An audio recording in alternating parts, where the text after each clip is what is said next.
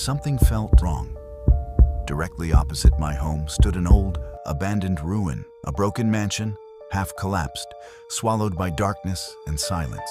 Even in daylight, it looked lifeless. Before I ever spent a night there, I had already heard countless rumors about that place. People said strange things happened there, whispers at night, shadows moving without reason. Some claimed they had seen figures standing near the gate after midnight. What disturbed me most was this: no one in the neighborhood ever walked past those ruins, not even during the day. People crossed the road just to avoid passing by it. When I asked why, they would lower their voices and say, "Something bad lives there."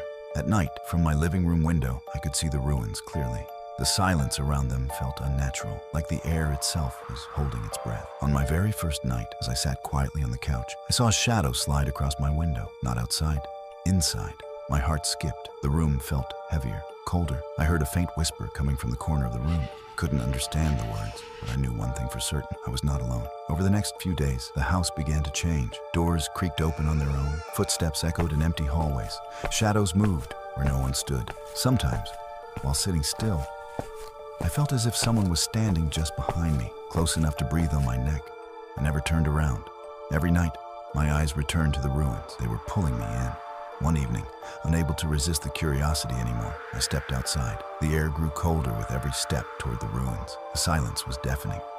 As I reached near the broken gate, I felt a sudden shift, like the place had noticed me. That's when I heard crying. At first, it was soft, broken, almost human. From within the ruins, a woman appeared. She moved slowly, unnaturally. Her hair was wild, tangled, her clothes torn and covered in dirt. Her face looked pale, hollow, like life had been drained from it. She began beating her chest repeatedly, her hands trembling, and started striking her own head, hard, again and again. She cried out in a voice full of unbearable sorrow. "They killed my family, they killed my child."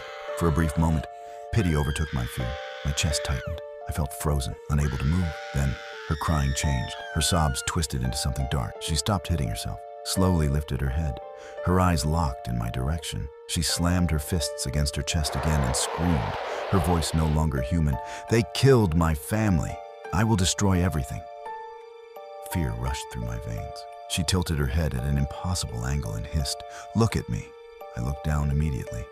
Every instinct screamed not to meet her gaze. Her footsteps dragged closer. "Look at me," she whispered, her voice echoing inside my skull. "I will kill you. I will destroy everything." My body refused to move. Her low, broken laughter filled the ruins. The shadows around me stretched and twisted like they were alive. And then, silence. When I finally looked up, she was gone.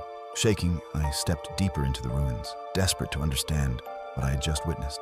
Inside, among broken walls and dust-covered floors, I found something lying beneath the rubble. An old diary. Its pages were yellowed, fragile. As I opened it, the air around me shifted. And with every word I read, the truth began to unfold. And with every word I read, the truth began to unfold. The diary belonged to a young woman. She was from a Pashtun family. From a young age, she dreamed of working in films, of building a life beyond the boundaries forced upon her. Against her family's wishes, she ran away. In another city, she rebuilt herself. She found love. She married. She had children. For the first time, she was happy, but happiness didn't last. Years later, her old family discovered her whereabouts. They tracked her down, and in the name of honor, they came for her. The diary described the night in horrifying detail. Gunshots, screams, blood. They killed her husband. They killed her children. They destroyed everything she had built. Page after page, her emotions poured out.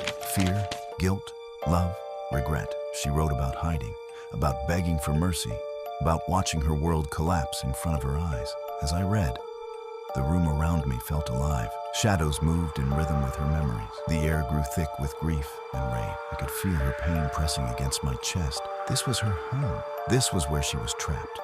The screaming woman was her. The ruins weren't haunted by a monster.